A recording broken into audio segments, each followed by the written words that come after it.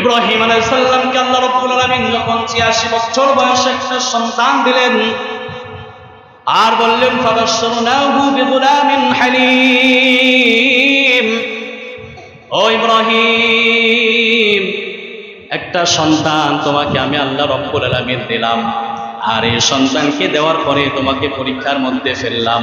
ও ইব্রাহিম তোমার সব থেকে পছন্দের বস্তু যেটা সেই বস্তুটাকে আমার দরবারে কোরবানি করো।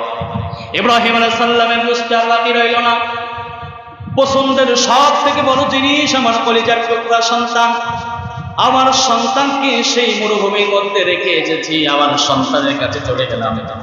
আল্লাহ রাব্বুল আলামিন বললেন, ইব্রাহিমকে যখন স্বপ্ন দেখিয়েছি ইব্রাহিম আর বুঝতে বাকি নয়, ইব্রাহিম আলাইহিস সালাম দ্রুত সন্তানের কাছে চলে গেলেন।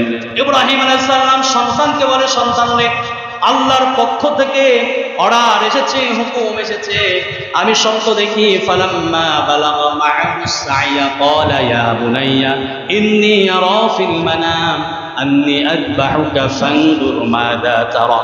ও ইসমাঈল, আল্লাহর পক্ষ থেকে আমি স্বপ্ন দেখি তোমাকে আমি জবাহ করছি, তোমার মতামত কি, তোমার মতামত চাই। ইসমাঈল আলাইহিস সালাম সুন্দর করে উত্তর দিলেন, সাতাজিদুনি ইনশাআল্লাহু মিনাস সাবিরিন। বলেন আল্লাহু আকবার। ইসমাঈল আলাইহিস সালাম বলেন, বাবা আপনি আমাকে আপনার ইচ্ছা, আল্লাহ যে অর্ডার আপনাকে দিয়েছে এখনই আপনি অর্ডারটা পালন করুন।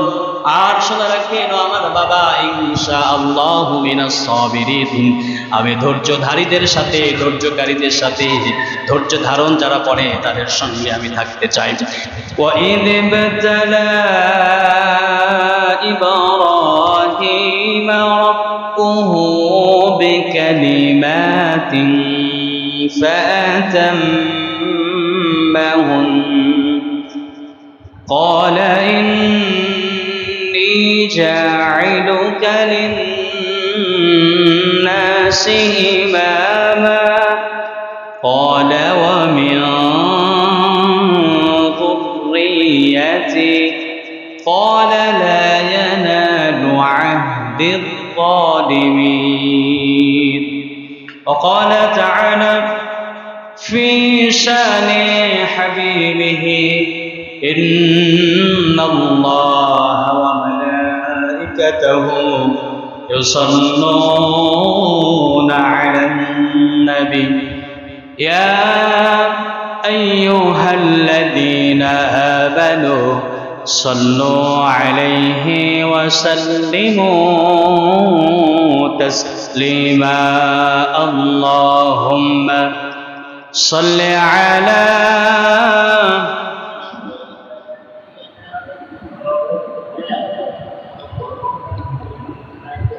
وعلى آله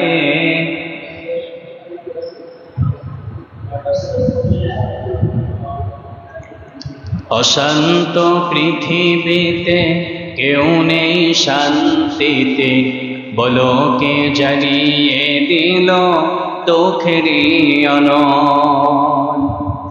অশান্ত পৃথিবীতে কেউ নেই শান্তিতে, বলো কে জ্বালিয়ে দিল তোখেরি অনল। ভোরের পাখিরা গাই না সুখের গান, ভোরের পাখিরা গাই না সুখের গান। আতঙ্ক ভীতি ভরা যেন এ ভুবন, আতঙ্ক ভীতি ভরা যেন এ ভুবন। আল্লাহুম্মা সাল্লি আলা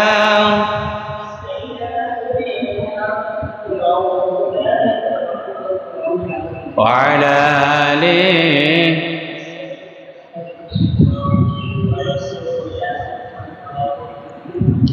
খোলাফায়ে রাশেদার সোনারি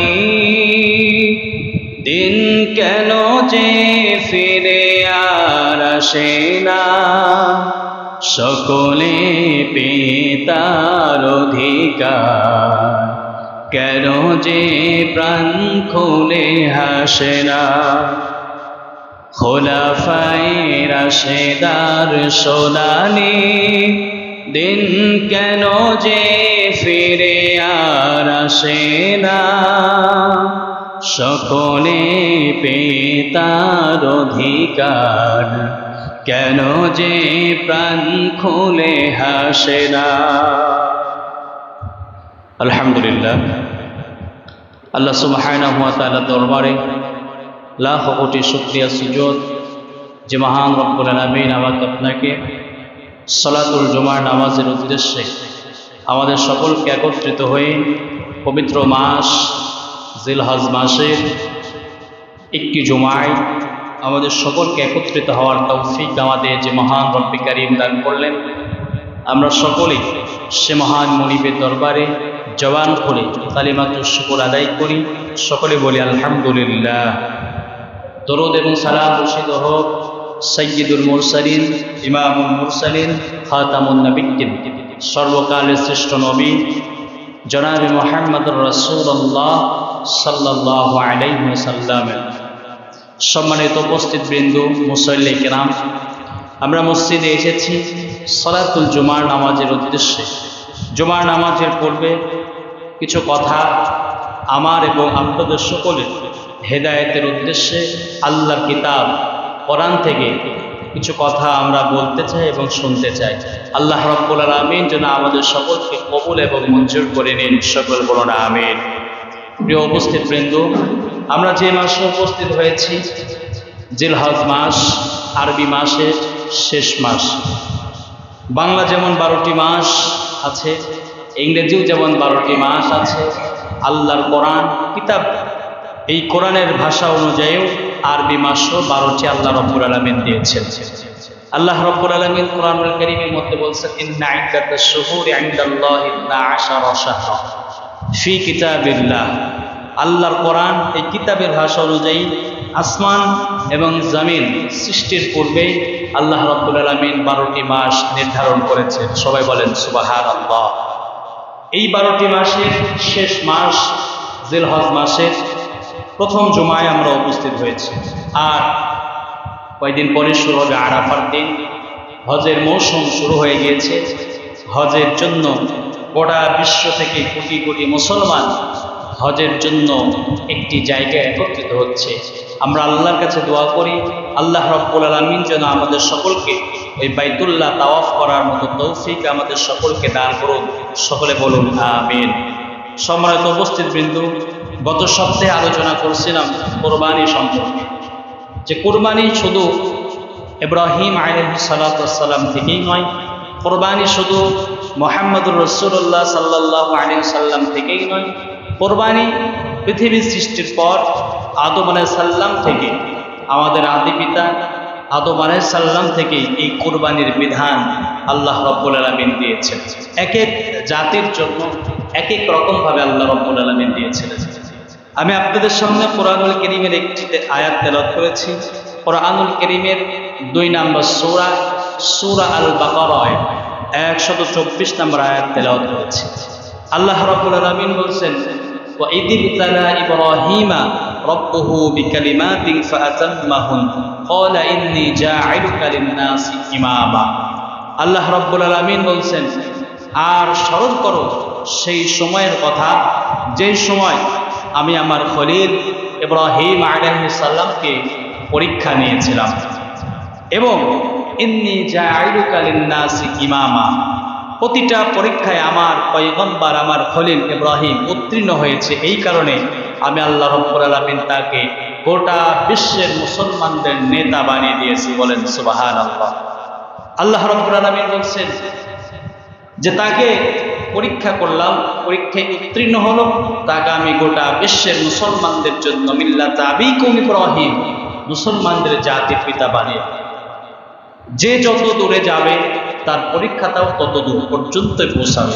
আল্লাহর প্রিয় বান্দা হতে চাইলে আল্লাহর পরীক্ষায় আমাদের পড়তেই হবে। রাসূলুল্লাহ সাল্লাল্লাহু আলাইহি ওয়াসাল্লাম বললেন, পৃথিবীতে সব থেকে পরীক্ষা নবী রাসূলদের, এরপরে সাহাবীদের, এরপরে তাবেঈনদের, এরপরে যুগের শ্রেষ্ঠ আলেমদের পরীক্ষা আল্লাহর কাছে বেশি। আল্লাহ যাদেরকে পছন্দ করে তাদেরকে পরীক্ষার মধ্যেও ফেলে দেন, আবার এই পরীক্ষা থেকে যারা উত্তীর্ণ হয় যুগের শ্রেষ্ঠ সন্তান হিসেবে আল্লাহ রব্বুল আলামিন তাদের কবুল করেন। এজন্য আমরা দোয়া করব আল্লাহ রব্বুল আলামিন যেন আমাদের সকলকে প্রতিটা পরীক্ষায়, প্রতিটা ত্যাগ আমাদের সকলকে যেন উত্তীর্ণ করে দেন। আমরা সকল বলুন আমিন। সম্মানিত ভাইয়েরা, আবার কোরবানির ঈদ আমাদের সামনে আসছে, আর কয়টা দিন পরে আমাদের একটি পরীক্ষা শুরু হবে। আমাদেরও পরীক্ষা, ইব্রাহিম আলাইহিস সালাম পরীক্ষা দিয়েছেন, আমাদেরকেও সেই পরীক্ষা আমাদের নেওয়ার একটা সময় আসছে। যে পরীক্ষাটা কেমন পরীক্ষা হবে, যে আমরা আমাদের সম্পদ থেকে সব থেকে ভালো সম্পদগুলোই কোরবানি করি, না আমাদের সম্পদের খারাপ সম্পদগুলো আমরা কোরবানি করি। গত সপ্তাহে আলোচনা করছিলাম যে হাবিল এবং কাবিল দুই ভাইকে আল্লাহ রাব্বুল আলামিনের পক্ষ থেকে আদেশ দেওয়া হলো যে তোমরা দুজনেই কোরবানি করো। হাবিল কোরবানি করেছিল আল্লাহকে সন্তুষ্টি করার জন্য, আল্লাহকে রাজি খুশি করার জন্য।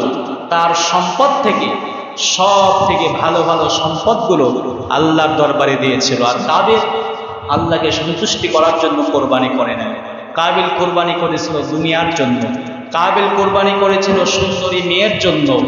আজও যারা আমাদের সমাজের মধ্যে মানুষগুলো কোরবানি করবে মানুষ দেখানো, কোরবানি করবে গোস্ত খাওয়া উদ্দেশ্য করে, তাদের কোরবানি কাবিলের মতো কবুল হবে না। এজন্য আসুন আমরা সকলেই এই কোরবানির যেন আমাদের সকলের সহি নিয়ত হয়। আল্লাহ রাব্বুল আলামিন আমাদের সকলকে সেই তৌফিক দান করুন। সকল বলুন আমিন। সম্মানিত ভাইয়েরা আমার, আল্লাহ রাব্বুল আলামিন কোরআনুল কারীমের মধ্যে বলছেন, الذي خلق الموت والحياة ليبلوكم أيكم أحسن عملا। আল্লাহ রাব্বুল আলামিন কোরআনুল কারীমের মধ্যে বললেন, এই দুনিয়াতে মানুষকে পাঠানো হয়েছে পরীক্ষার জন্য, আর দেখবো কোন মানুষগুলো ভালো আমল করে পরীক্ষার মধ্যে উত্তীর্ণ হয়ে যায়। ইব্রাহিম আলাইহিস সালামকে আল্লাহ রাব্বুল আলামিন দুনিয়ায় পাঠিয়েছেন। ইব্রাহিম আলাইহিস সালামকে পরীক্ষার মধ্যে আল্লাহ রাব্বুল আলামিন ফেলে দিয়েছেন। পিতা ছিল নমরুদ, মূর্তি পূজক ছিল পিতা। ইব্রাহিম আলাইহিস সালামকে মূর্তি পূজকের ঘরে আল্লাহ রাব্বুল আলামিন দিলেন। ইব্রাহিম আলাইহিস সালাম ওখান থেকেও আল্লাহকে চিনলেন, আল্লাহর পথ অনুসরণ করলেন। আল্লাহর প্রতিটা পরীক্ষায় ইব্রাহিম আলাইহিস সালাম উত্তীর্ণ হয়েছেন। আল্লাহ রাব্বুল আলামিন ওই কথাই বলছেন, ওয়াইদ বিতালা ইব্রাহিম রাব্বুহু বিকালিমাতিন ফাতাম্মাহুন।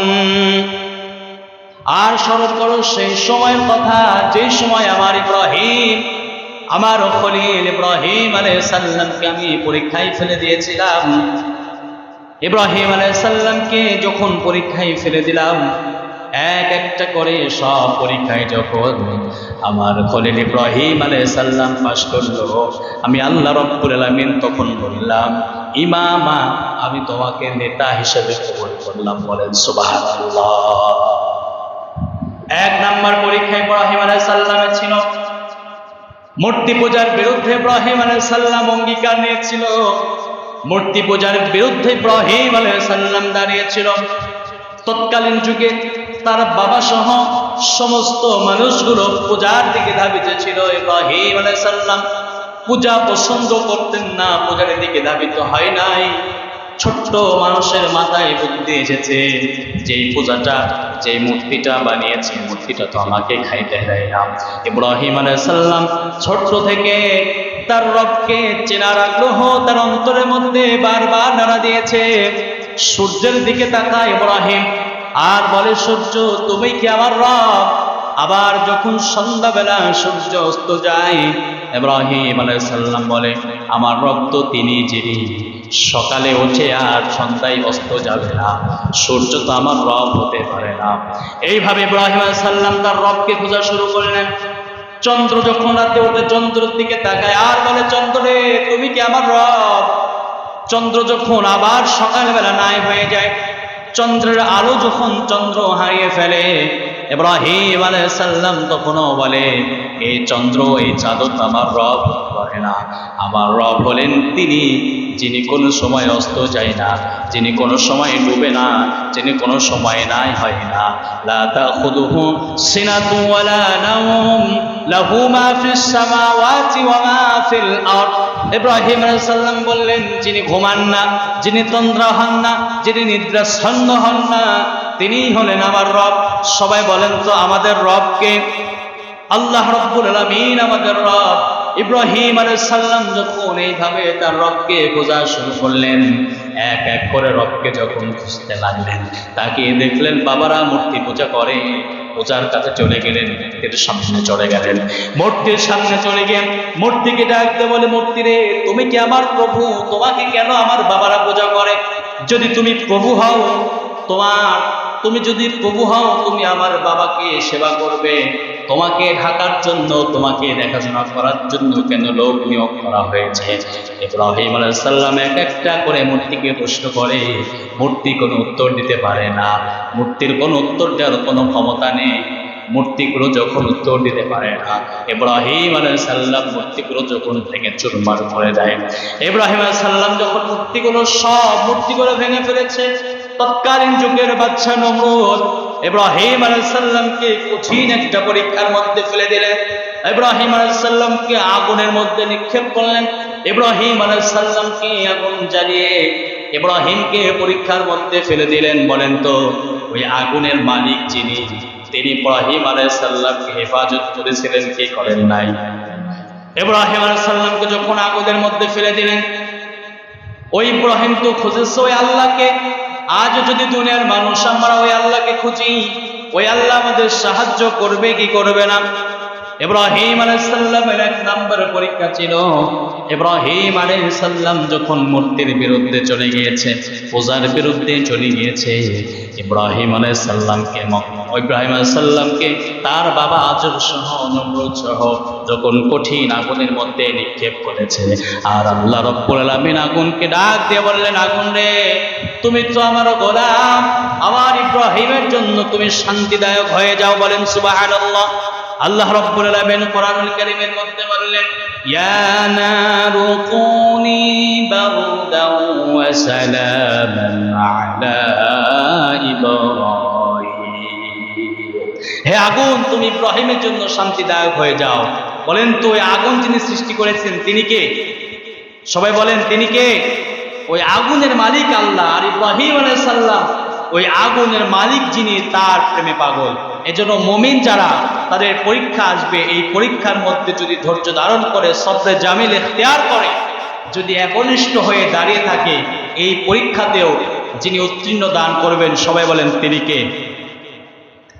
এক এক করে ইব্রাহিম আলাইহিস সালামের পরীক্ষা, অনেকগুলো পরীক্ষা ইব্রাহিম আলাইহিস সালাম দিয়েছেন। আমরা সকলে জানি যেই পরীক্ষা, যেই ত্যাগটা কোরবানি পর্যন্ত নিয়ে এসেছে।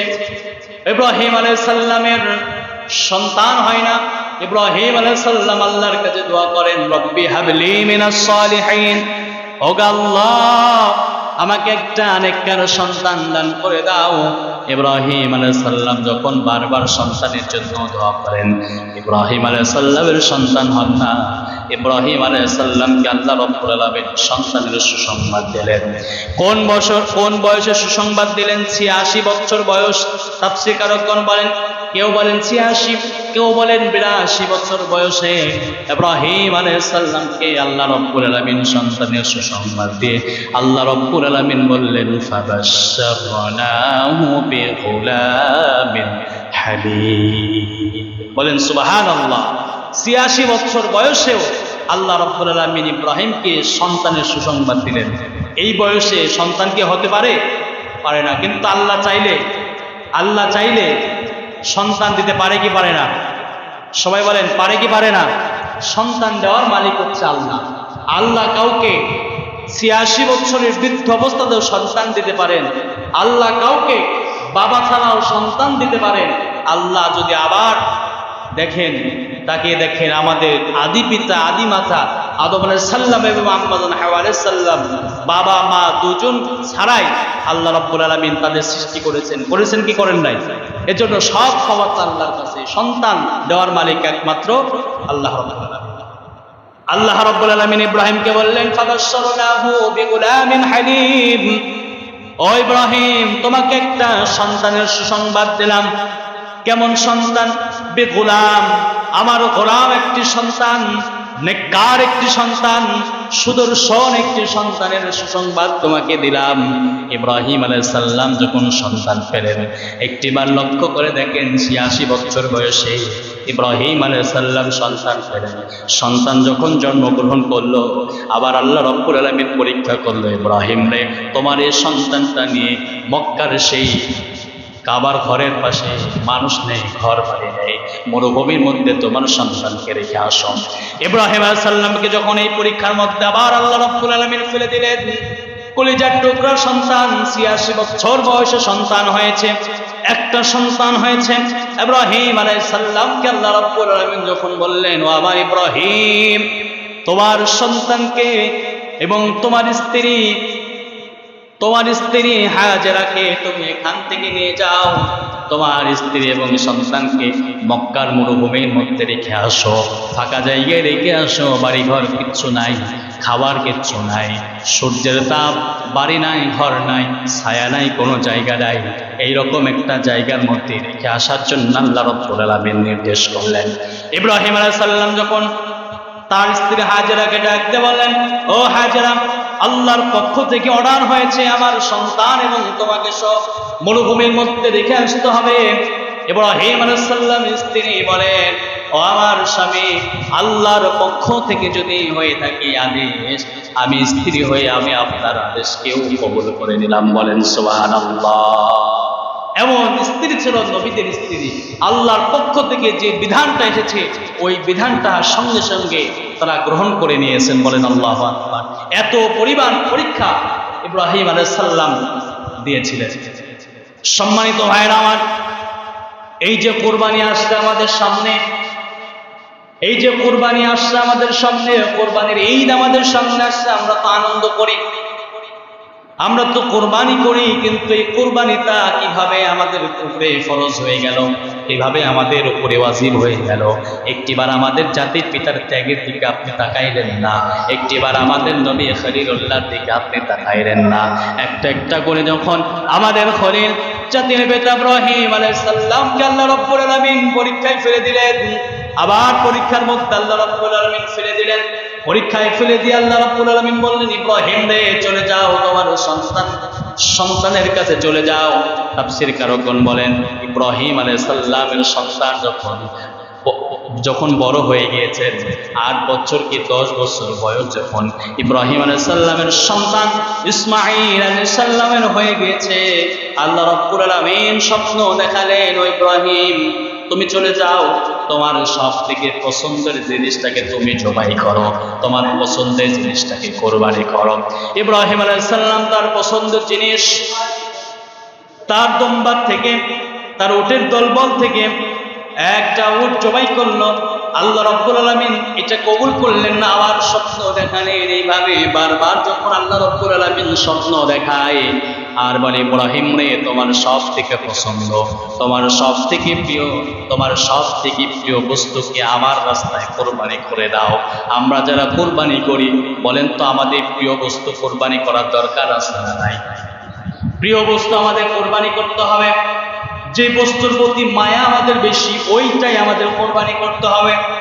আল্লাহ রাব্বুল আলামিন বললেন, ইব্রাহিম তোমার সব থেকে প্রিয় বস্তু যেটা, সেইটা তুমি কোরবানি করে দাও। ইব্রাহিম আলাইহিস সালামের বুঝতে আর বাকি রইল না, হায়রে সব থেকে প্রিয় বস্তু হচ্ছে আমার সন্তান, কলিজার টুকরা সন্তান। ৮৬ বছর বয়সে আল্লাহ রাব্বুল আলামিন আমাকে একটা সন্তান দিয়েছে, হয়তো এটাই আমার সব থেকে কলিজার সন্তান। আমরা এখানে যারা বাবা আছি, বলেন তো আমাদের সন্তান আমাদের কলিজার টুকরা কি টুকরা না? আবার যদি ৫ বছর পর ১০ বছর দেরি করে, আবার যদি ইব্রাহিম আলাইহিস সালামের যেমন ৮৬ বছর বয়সে একটা সন্তান আল্লাহ রাব্বুল আলামিন দিয়েছেন, এইরকম যদি আমাদের কোনো সন্তান ১০ বছর পরে আল্লাহ একটা সন্তান দেন, এই সন্তানটার প্রতি দয়া, এই সন্তানটার প্রতি মায়া, এই সন্তানটার প্রতি ভালোবাসা আমাদের কম না বেশি?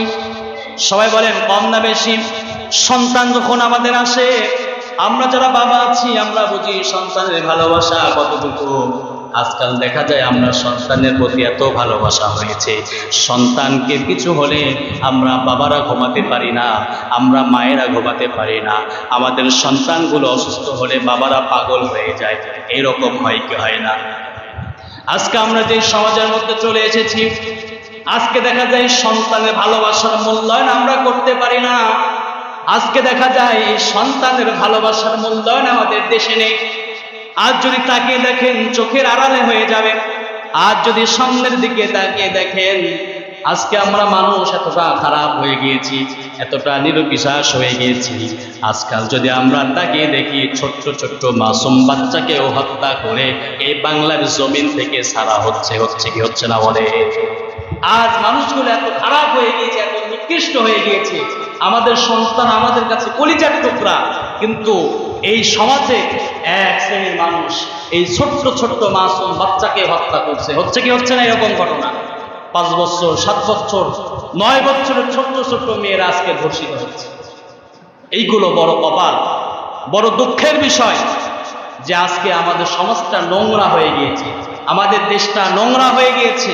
যেই কারণে আমাদের সন্তানের মূল্যায়ন আমাদের কাছে নেই, যেই কারণে আমাদের ছেলে মেয়েদের মূল্যায়ন আমাদের কাছে নেই, যেই কারণে এই দেশের মধ্যে মেয়েদের মূল্যায়নটা আমরা করতে পারছি না। যদি আমরা করতে পারতাম, আজকে আমরা দেখছি আমাদের দেশের মধ্যে আমরা দেখতে পাই যে ছোট্ট মাসুম বাচ্চা, গতকাল পরশুদিন একটা মেয়ে 7 বছর বয়স, পাশের বাড়ির একজন তাকে ধর্ষণ করে গলা কেটে 2 টুকরা করে তাকে ঘরের মধ্যে রেখে দিয়েছে। এই সমাজে আমরা চলে এসেছি। আইয়ামে জাহিলিয়াতের যুগকে আমরা হার মানিয়ে ফেলেছি। আজকে যদি আমার এই দেশের মধ্যে কোরআনের আইন থাকতো, কোরআনের শাসন থাকতো, কোরআন অনুযায়ী যদি এই দেশটা পরিচালিত হতো, সৌদি আরব, আফগানিস্তান, ইরান এদের মতো যদি আমাদের দেশের মধ্যে যে ধর্ষণ করবে, এই ধর্ষককে প্রকাশ্যে এনে হত্যা করে এই জাতির সামনে যদি শাস্তি দেওয়া হতো, আজকে আমাদের এই ফুলের টুকরার মতো, ফুলের মতো এই ফুলগুলো আমাদের ঝরে পড়তো না। আজকে আমাদের সমাজের মধ্যে বিচার ব্যবস্থা নেই। বিচার আছে বলেন? বিচার নেই। আজ থেকে 14 বছর আগে ধর্ষিতা হয়েছে, এইরকম নজির আমরা পাই, জামিন পেয়ে মুক্ত ঘুরে বেড়াচ্ছে। কিন্তু আমাদের সমাজের মধ্যে যদি প্রকাশ্যে তাকে মৃত্যুদণ্ড দেওয়া হতো, তাহলে এই ধর্ষণ আর বাড়ত না। আবার আমাদের মন্ত্রী সাহেবদের বক্তব্য আমরা শুনতে পাই, বড় দুঃখ লাগে। যারা মদিনার ইসলাম চায় এরা বলে মধ্যযুগীয় কায়দায় আমরা বিচার করব না। নাউজুবিল্লাহ বলেন। মধ্যযুগীয় কায়দা বলতে আপনি কি বুঝেন? মধ্যযুগীয় আইন হচ্ছে সেই আইন যেই যুগে কোরআন এসেছে, রাসূলুল্লাহর আইন, যেই যুগে ইসলাম এসেছে, ইসলাম প্রতিষ্ঠা হয়েছে, সেই যুগই তো মধ্যযুগীয় বলা হয়। আপনি সেই যুগের কথা বাদ দিয়ে প্রচলিত যুগের কথা বলছেন, এটা বড় দুঃখের বিষয়। এজন্য আমরা চাই এই দেশের মধ্যে ধর্ষণ কমে যাক, এই দেশের মধ্যে আইন ব্যবস্থা যেন আবার ঠিক হয়ে যাক। আল্লাহ রাব্বুল আলামিন আমাদের সকলকে কবুল করুন, সকল বলুন আমিন। তাহলে সন্তান আমাদের যাদের আছে, আমাদের সন্তানের প্রতি আমাদের দয়া মায়া কম না বেশি? সবাই বলেন কম না বেশি? বেশি। আপনাদের মনে হয় সন্তানের প্রতি দয়া মায়া কম। এই কারণে আজকাল কোনো ধর্ষকের বিরুদ্ধে যদি কেউ সোচ্চার হয়ে দাঁড়িয়ে যায়, সেও বলে কেন দরকার, বিচার তো হবেই, আইন তো আছেই। আইন দিয়ে কি দেখছেন আপনি? এত বছর স্বাধীনতার 53 বছর হয়ে গেল, 54 বছর হয়ে গেল, আজও পর্যন্ত একটা ধর্ষকের ফাঁসি দেখছেন কেউ? কেউ দেখছেন? দেখেন নাই। কারণ বাংলাদেশ আইন নেই। এই যে মেয়েটা ধর্ষিতা হইল, এই মেয়ের বাবা দুঃখ করে বলে আমি বিচার চাই না, আমি আইন চাই না, আইন আমার মেয়েকে, আমার মেয়ের দোষীকে বিচার দিতে তার বিচার করতে পারবে না। কতটা দুঃখ, কতটা কষ্ট হলে এই মেয়ের বাবাটা এই কথা বলতে পারে। আজ আমাদের বাংলাদেশ আইন ব্যবস্থা এতটাই দুর্বল আর এতটাই নষ্ট হয়ে গেছে।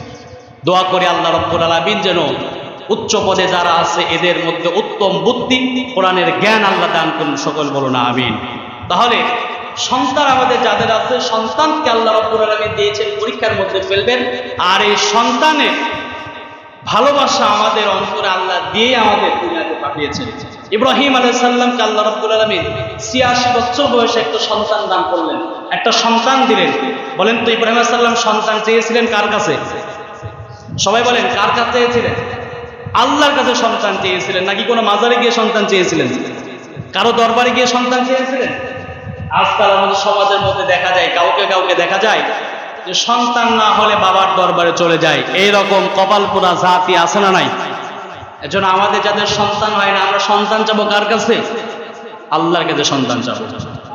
সম্মানিত ভাইরা, ইব্রাহিম আলাইহিস সালামকে আল্লাহ রাব্বুল আলামিন যখন ৮৬ বছর বয়সে একটা সন্তান দিলেন আর বললেন ফাবাশশারনাহু বিগুলামিন হালিম, ও ইব্রাহিম, একটা সন্তান তোমাকে আমি আল্লাহ রাব্বুল আলামিন দিলাম, আর এই সন্তানকে দেওয়ার পরে তোমাকে পরীক্ষার মধ্যে ফেললাম। ও ইব্রাহিম, তোমার সব থেকে পছন্দের বস্তু যেটা, সেই বস্তুটাকে আমার দরবারে কোরবানি করো। ইব্রাহিম আলাইহিস সালামের বুঝতে আর বাকি রইল না, পছন্দের সব থেকে বড় জিনিস আমার কলিজার টুকরা সন্তান, আমার সন্তানকে সেই মরুভূমির মধ্যে রেখে এসেছি, আমার সন্তানের কাছে চলে গেলাম। আল্লাহ রাব্বুল আলামিন বললেন, ইব্রাহিমকে যখন স্বপ্ন দেখিয়েছি, ইব্রাহিম আর বুঝতে বাকি নয়, ইব্রাহিম আলাইহিস সালাম দ্রুত সন্তানের কাছে চলে গেলেন। সন্তানের কাছে ডাক দিয়ে বলেন, ও হাজেরা, ও সন্তান, স্বপ্ন দেখেছি প্রিয় বস্তুটাকে আল্লাহর পথে আমার কোরবানি করতে হবে, সন্তানকে প্রস্তুত করে দাও, রেডি করে দাও, তৈরি করে দাও। হাজেরা বলে, স্বামী আমার, আপনার সঙ্গে কতদিন দেখা নাই, কতদিন সাক্ষাৎ নাই, এই যে মরুভূমির মধ্যে আমাকে ফিরে রেখে দিয়েছে, কোনোদিন খোঁজ খবর আপনার নিতে পারি নাই, আপনিও আমার কোনো খোঁজ খবর নেন নাই, আল্লাহর পথে আমাকে এখানে ফিরে রেখে আছেন। ইব্রাহিম আলাইহিস সালাম বলেন, ও আমার স্ত্রী, সময় কম, আল্লাহর পক্ষ থেকে অর্ডার হয়েছে সন্তানকে নিয়ে যাইতে হবে। সন্তানকে যখন নিয়ে যাচ্ছে, ইব্রাহিম আলাইহিস সালাম সন্তানকে বলে, ও আমার ইসমাইল, ও আমার পরিচার টুকরা সন্তান, দেখেন সন্তানও কেমন, পিতা যেমন সন্তান তেমন। আজকাল দেখা যায় সন্তান খারাপ হওয়ার পিছনে আমরা যদি কারণটা বের করি, সন্তান খারাপ হওয়ার পিছনে বাপ মায়ের অনেক অবদান আছে না নাই? সন্তান ভালো হওয়ার পিছনে বাবা মায়ের অবদান আছে। সন্তান খারাপ হয় আবার ওই বাবা মায়ের কারণে। ইব্রাহিম আলাইহিস সালাম সন্তানকে বলে, সন্তানরে, আল্লাহর পক্ষ থেকে অর্ডার এসেছে, হুকুম এসেছে, আমি স্বপ্ন দেখি, ফালাম্মা বালাগা মা'আহু সা'য়া ক্বালা ইয়া বুনাইয়া ইন্নী আরা ফিল মানাম আন্নী আযবাহুকা ফানজুর মাযা তারা। ও ইসমাঈল, আল্লাহর পক্ষ থেকে আমি স্বপ্ন দেখি তোমাকে আমি জবাহ করছি, তোমার মতামতটা কি, তোমার মতামত চাই। ইসমাঈল আলাইহিস সালাম সুন্দর করে উত্তর দিলেন, সাতাজিদুনি ইনশাআল্লাহু মিনাস সাবিরিন। বলেন আল্লাহু আকবার। ইসমাঈল আলাইহিস সালাম বলেন, বাবা, আপনি আমাকে আপনার ইচ্ছা, আল্লাহ যে অর্ডার আপনাকে দিয়েছে, এখনই আপনি অর্ডারটা পালন করুন। আর শোনা রাখেন, আমার বাবা, ইনশাআল্লাহু মিনাস সাবিরিন, আমি ধৈর্যধারীদের সাথে, ধৈর্যকারীদের সাথে, ধৈর্য ধারণ যারা করে তাদের সঙ্গে আমি থাকতে চাই।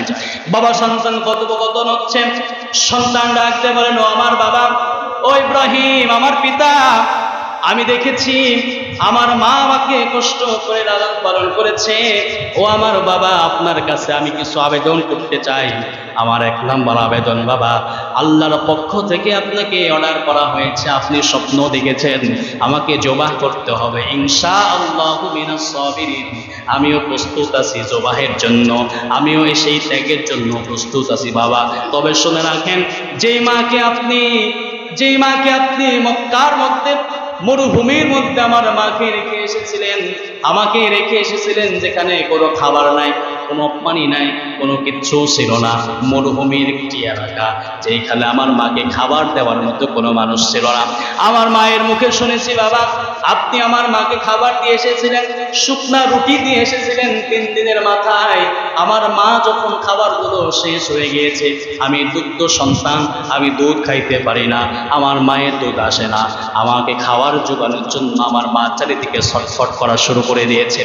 একবার আমার মা এখান থেকে দৌড়ে ছটফট করে সাফা পাহাড়ের দিকে দৌড়ায়, সাফাই গিয়ে দেখে বালু চিকচিক করে। আমার মা মনে করে যেখানে পানি, পানির জন্য আমার মা আবার ওখান থেকে মারওয়ায় দৌড়ায়। আমার মা এইভাবে সাফা থেকে মারওয়া, মারওয়া থেকে সাফা, সাফা থেকে মারওয়া পর্যন্ত দৌড়াদৌড়ি করেছে। আমি সন্তানকে একটু পানির জন্য, আমি সন্তানকে পানি খাওয়াতে পারে নাই। এই যে সাফা এবং মারওয়ায় যে আমার খলিলুল্লাহ ইব্রাহিম আলাইহিস সালামের স্ত্রী হাজেরা আলাইহিস সালাম দৌড়াদৌড়ি করেছেন, আল্লাহ রাব্বুল আলামিন এই দৌড়াদৌড়িটা এতটাই পছন্দ করে দিয়েছেন, আজও পর্যন্ত কিয়ামত পর্যন্ত যত হাজি হজ করতে যাবে সাফা এবং মারওয়া পাহাড় পর্যন্ত দৌড়ানিকে আল্লাহ রাব্বুল আলামিন ওয়াজিব করে দিয়েছেন। বলেন সুবহানাল্লাহ। আল্লাহ রাব্বুল আলামিন কোরআনুল কারীমের মধ্যে বললেন, إن الصفا والمروة من شعائر الله فمن حج البيت أو اعتمر فلا جناح عليه أن يطوف بهما ومن تطوع خيرا فإن الله شاكر عليم। আল্লাহ রাব্বুল আলামিন বললেন, নিশ্চয় সাফা আর মারওয়া আল্লাহর নিদর্শন সময়ের অন্তর্ভুক্ত। সুতরাং যারাই হজ করতে যাবে, যারাই হাজি হবে, তাদেরকে এই জায়গা সাই করতে হবে, দৌড়াইতে হবে। হাজি সাহেবরা সাতটা পাক দেয়, আমরা সকলে জানি, দৌড়াই কি দৌড়াই না। ইসমাইল আলাইহিস সালাম বলে, বাবা আমার মা পানির জন্য ছটফট করেছে, দৌড়াইছে, ছুটাছুটি করেছে, আমি সন্তানকে পানি দিতে পারে নাই। ও বাবা শুনে রাখে, আমার ওই মা আমার জন্য কত কষ্ট করেছে। আমাকে যখন জবাই করবেন আমার রক্ত মাখা জামাটা আপনি ছেড়ে দিবেন না, আর আমার মায়ের কাছে গিয়ে আপনি মিথ্যা কথা বলবেন না। আমার মাকে গিয়ে বলবেন, আল্লাহর পথে তোমার সন্তানকে কোরবানি দিয়ে এসেছি, আমার রক্ত মাখা জামাটা আমার মায়ের হাতে দিয়ে দেবেন। বাবা আমি দেখেছি আমার মা আপনার জামাটা বারবার শুয়েছে, বারবার দেখে রেখেছেন। আমি সন্তানকে এত কষ্ট করে আমার মা হাজরা আমাকে বড় করেছে, লালন পালন করেছে। আমার মা আমাকে এত কষ্ট করে আমাকে লালন পালন করেছে। বাবা আমাকে যখন আল্লাহর পথে কোরবানি করবেন, আমার শরীরে যেই জামাটায় রক্ত থাকবে, এই রক্ত মাখা জামাটা আমার মায়ের কাছে দিয়ে দেবেন। আল্লাহ রাব্বুল আলামিনের খলিল ইব্রাহিম আলাইহিস সালাম এবং তার সন্তান ইসমাঈল আলাইহিস সালাম যখন কথোপকথন করেন আর বলেন, ও আমার বাবা, আমি যখন পানির জন্য পিপাসায় কাতর হয়ে যেতাম, আমার মা পানির জন্য পিপাসায় কাতর হয়ে যেত, খাবার নাই, কোনো কিছু পাই নাই। এই যে আজকে আমরা মরুভূমির মধ্যে দেখি জমজমের পানি, ইসমাঈল আলাইহিস সালাম যখন পানির জন্য, দুধের জন্য কান্না করা শুরু করে, হাজেরা যখন সাফা এবং মারওয়া পর্যন্ত দৌড়ায়, তাফসীরের মধ্যে এসেছে দৌড় থেকে একজন ডাক দিয়ে বলে, হাজেরা তুমি কিসের জন্য দৌড়াও? হাজেরা বলে, আমার সন্তানকে পানি খাওয়াতে চাই, আমার সন্তানকে দুধ দিতে চাই। আমি মা কয়টা দিন যাবৎ পানি পাই নাই, আমার কলিজা শুকিয়ে কাঠ হয়ে আছে, আমার সন্তান দুধ পাই না। আল্লাহ রাব্বুল আলামিনের হাবিব বলেন, ওই দিন ইব্রাহিম আলাইহিস সালামের সন্তান ইসমাঈল আলাইহিস সালাম যে কান্নাকাটি করেছিলেন, তাফসীরের মধ্যে এসেছেন, এক তাফসীরের মধ্যে এসেছে ইসমাঈল আলাইহিস সালামের পায়ের গোড়ালি দিয়ে যেই জায়গায় আঘাত করা হয়েছিল ওখান থেকে পানি উঠা শুরু হয়। আবার তাফসীরের মধ্যে আরেক রিওয়ায়াতে পাওয়া যায়, জিবরাইল আলাইহিস সালাম তার পাখা দিয়ে আঘাত করে পানি যখন তৈরি হয়ে গেল, পানির ফোয়ারা যখন উঠে গেল, হাজরা যখন জামজাম বলে তার মাতৃভাষায় থামাতে চাইলেন, পানিকে যখন চারদিক দিয়ে বাদ দিলেন, আল্লাহর কাছে এই কথাটা এত পছন্দ হয়েছে, ওই পানিটার নামই হয়ে গিয়েছে জমজম পানি। বলেন সুবহানাল্লাহ। বিশ্বনবী বলেন, এই পানি যদি কেউ পান করে, খাস নিয়তে যদি পান করে, আল্লাহ রাব্বুল আলামিন তার সেই নিয়তটা আল্লাহ কবুল করে নেন। বলেন সুবহানাল্লাহ। কোন অসুস্থ মানুষ যদি এই পানি পান করে, আল্লাহ তাকে সুস্থতা দান করে দেয়। বিশ্বনবী একদিন সাহাবীদের বললেন, সাহাবীরা তোমরা কি জানো এই পানিটা কোথা থেকে আসে, এর শেষ স্থান কোথায়? সাহাবীরা বললেন, ইয়া রাসূলুল্লাহ, এটা কোথা থেকে আসে? আমরা তো শুধু জানি নিচ থেকে উঠে। আল্লাহ নবী বললেন, সাহাবীরা শোনো, এই পানিটা সরাসরি আল্লাহর জান্নাত হাউজে কাউসারের সঙ্গে সম্পৃক্ত। বলেন সুবহানাল্লাহ। যে সকল হাজী সাহেবরা হজ করতে যায়, হজ করতে গিয়ে তারা দুনিয়ার পানি খায় না, জান্নাতের পানি খেয়ে আসে। বলেন সুবহানাল্লাহ। এই যে কোরবানির ঈদ আমাদের সামনে আসছে, ইব্রাহিম আলাইহিস সালাম এবং ইসমাঈল আলাইহিস সালাম যখন কথোপকথন করে, আল্লাহ রাব্বুল আলামিনের দরবারে এত পছন্দ হয়ে গিয়েছে, সন্তান বলেছে ইনশাআল্লাহু মিনাস সাবিরিন, ও আমার বাবা আমাকে ধৈর্য ধারণকারীদের মধ্যে পেয়ে যাবেন, আল্লাহর নামে আমাকে জবাহ করেন। ইব্রাহিম আলাইহিস সালাম যখন ইসমাঈল আলাইহিস সালামকে জবাহের প্রস্তুতি নিচ্ছে, আল্লাহ রাব্বুল আলামিন যখন দেখলেন সন্তান এবং পিতা দুজনের মনটা এক হয়ে গিয়েছে, দুজনের ত্যাগটা এক হয়ে গিয়েছে, আল্লাহর পক্ষে দুজনেই দাঁড়িয়ে গিয়েছে, আল্লাহর পথে দুজন একতাবদ্ধ হয়েছে, দুজন যখন আল্লাহকে রাজি খুশি করার জন্য যখন ছুরিটা তরবারিটা চালাবে, আল্লাহ রাব্বুল আলামিন আসমানের ফেরেশতাদের ডাক দিয়ে বলেন, ফেরেশতারা রে দূর দ্রুত চলে যাও। জিবরাইল সাল্লামকে বললেন, জিবরাইল দ্রুত চলে যাও। তাফসীরের মধ্যে এসেছেন জিবরাইল সাল্লাম দ্রুত চলে আসেন, আসমান থেকে চিৎকার দিতে দিতে আসেন, আল্লাহু আকবার, আল্লাহু আকবার, লা ইলাহা ইল্লাল্লাহু, আল্লাহু আকবার, আল্লাহু আকবার, ওয়ালিল্লাহিল হামদ।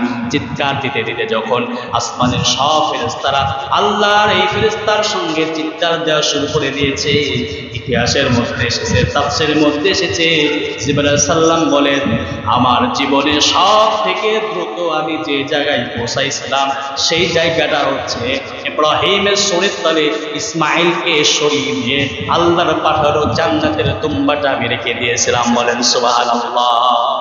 আল্লাহ রাব্বুল আলামিন বলেন, ফালাম্মা আসলামা ওয়া তাল্লাহু লিল জাবিন, এদের ত্যাগটা এতটাই আমার পছন্দ হয়ে গিয়েছে, আমি আল্লাহ রাব্বুল আলামিন তখন ডাক দিলাম, অনাদাইনা ওয়া ইয়া ইব্রাহিম, ইব্রাহিম দাঁড়াও, তোমার পরীক্ষা তুমি এখনো উত্তীর্ণ হয়েছে। বলেন সুবহানাল্লাহ। এজন্য আল্লাহ রাব্বুল আলামিন সুসংবাদ দিয়ে দিলেন, আবাশশারনা, আল্লাহ রাব্বুল আলামিন বললেন, মিল্লাত আবিকুম ইব্রাহিম, তোমাকে মুসলিম জাতির পিতা বানিয়ে দিলাম আর তোমাকে ইমাম বানিয়ে দিলাম। এজন্য প্রিয় ভাইরা আমার, এই যে কোরবানি আমাদের সামনে কয়টা দিন পরে আমাদের কোরবানি, কোরবানির ইতিহাস আমরা সকলেই জানি, সকলেই শুনি, সকলের মুখস্থ ইব্রাহিম ইসমাইলের কোরবানির ইতিহাস আমরা সকলে জানি না?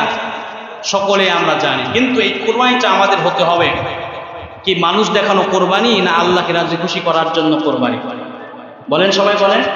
আমি গত সপ্তাহেও বলছি, আমাদের কোরবানি হতে হবে কি মানুষ দেখানো, না আল্লাহকে রাজি খুশি করার জন্য? আল্লাহ রাব্বুল আলামিন বলেন, লা ইয়ানালুল্লাহু লুহুমুহা ওয়ালা দিমাউহা ওয়ালাকিন ইয়ানালুহুত তাকওয়া মিনকুম। এই যে কোরবানি আপনি দেন, পশু চামড়া, গোশত, মাংস, রক্ত, এগুলোকে আল্লাহর দরবারে পৌঁছায়? এগুলো পৌঁছায়? কোনো কিচ্ছু আল্লাহর দরবারে পৌঁছায় না। আল্লাহর দরবারে পৌঁছায় কি? তাকওয়া। আপনার মনের তাকওয়াটা কি? এজন্য আমরা যারা কোরবানি দেব, আমাদের নিয়তটা হতে হবে খালেস, আমাদের নিয়তটা হতে হবে খালেস, ইখলাসের সহিত আমরা কোরবানি দেব। হ্যাঁ, কোরবানি বিষয়ে কিছু মাসআলা আছে, আমি দু একটি মাসআলা যেটা অতি প্রয়োজনীয়, অতি জরুরি। এক নাম্বার, আমরা যারা কোরবানি দেব, কোরবানি দেওয়ার ক্ষেত্রে আমরা যারা ভাগে অংশীদার নিই, আমরা ভাগ নেই না অনেকেই, 5টা 7টা 3টা ভাগ আমরা নেই। এই ভাগে যারা আমরা অংশগ্রহণ করব, তারা খেয়াল রাখবেন আমাদের কোরবানি এই টাকাটা যেন একটা পয়সাও হারাম টাকা না হয়। আবার আপনি একাকিও যদি কোরবানি দেন, আপনার হারাম টাকায় কোরবানি হবে না। আপনার হালাল উপার্জন, আপনার কষ্টের টাকা, আপনার ঘাম বের হওয়া টাকা, ওই টাকা দিয়ে কোরবানি করতে হবে। আপনি এক কলমের খোসায় 50,000 নিলেন, ওই খোসার টাকা দিয়ে কি আপনার কোরবানি হবে? বলেন হবে? হবে না। এজন্য এই টাকা কোরবানি হবে না। আপনি একজনের জমি দখল করে জোর আছে, ক্ষমতা দেখিয়ে আপনি তার থেকে 1 লাখ টাকা নিলেন, ওই টাকা দিয়ে আপনি কোরবানি করলেন, মনে করলেন কোরবানি দেওয়া আর মাঝামাঝি গোস্ত খাওয়া, কোরবানি দেব, মানুষও দেখবে, মাঝে গোনা সব যা হবে কাটাকাটি, মাঝখানে গোস্ত খাবো, এরকম নিয়ত যদি থাকে, তাহলে আপনার কোরবানি কবুল হবে না। এই জন্য যারা ভাগ নিব, আমরা 7টা ভাগ নিব, এই ভাগের মধ্যেও একজনের টাকার যদি 1 টাকাও 7 জন ভাগ নিছেন, মাসআলাটি শোনেন, আপনারা 7 জন একটা কোরবানি ভাগ নিছেন, 6 জনের টাকা হালাল, 6 জনের টাকা হালাল, কিন্তু একজনের টাকা মনে করেন 5,000 টাকা করে আপনি কোরবানি ভাগ নিছেন, সবার টাকা হালাল, একজনের টাকা 4,999 টাকাও হালাল, 1 টাকা হারাম। কয় টাকা হারাম? 1 টাকা হারাম। এই 1 টাকা হারাম থাকার কারণে আপনার বাকি 6 জনের কোরবানিও বাকি, কোরবানি হবে না। এই জন্য সব থেকে চেষ্টা করতে হবে আমার নিজের কোরবানি আমি নিজে দেবো। ছাগল হোক, এরপরে আমরা কোরবানিটা যেটা আমাদের সকলের আল্লাহকে সন্তুষ্টির জন্য হয়। 2 নাম্বার, আমরা যে কোরবানিটা দিব পশুর ক্ষেত্রে আমরা লক্ষ্য রাখবো, অনেক সময় পশুর প্রাপ্ত বয়স হয় না। অনেকে আসে হুজুর প্রাপ্ত বয়স হয় নাই, পশুটা কোরবানি দিব, দাঁত ভাঙা যেটাকে বলি আমরা। ছাগলের ক্ষেত্রে 1 বছর, ছাগলের ক্ষেত্রে 1 বছর বয়স যদি ছাগলের হয়ে যায়, ওই ছাগলের যদি দাঁত নাও পড়ে, এরপরে ওই ছাগল দিয়ে কোরবানি হবে।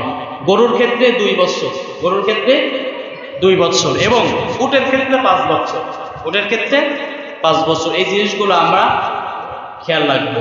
3 নাম্বার মাসালা যেটা, আমরা যারা কোরবানি দিই, আমরা কোরবানি দেওয়ার সময় বলি বিশাল একটা নামের লিস্ট আমরা তৈরি করি, লিস্ট তৈরি করে বলি এই নামে এই নামে এই নামে কোরবানি হচ্ছে। শুনেন, কারো নামে কোরবানি হয় না, কারো নামে কোরবানি হয় না, কোরবানি হয় আল্লাহর নামে। কার নামে? কেউ যদি কারো নাম ঢুকিয়ে কোরবানি করান যে এর নামে কোরবানি দিচ্ছি, কোরবানি হবে না। তবে এখানে আবার বুঝবেন, ভুল বুঝবেন না, তার পক্ষ থেকে হয়।